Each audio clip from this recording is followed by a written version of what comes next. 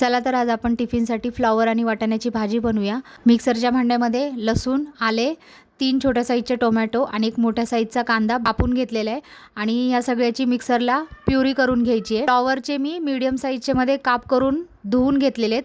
कढईमध्ये तेल गरम करून त्यात हे फ्लॉवर भाजून घ्यायचे 5 मिनिटं। त्यानंतर त्याच कढईमध्ये मी पुन्हा तेल गरम केले, त्यात दालचिनी, तमालपत्र, जिरे घालून फोडणी केली आहे। त्याच्यामध्ये आपण जे वाटण केलेले आहे ते वाटण घालायचे, मिनिटभर परतून घ्यायचे आणि वरती झाकण ठेवून 2 मिनिटं वाफ काढून घ्यायचे।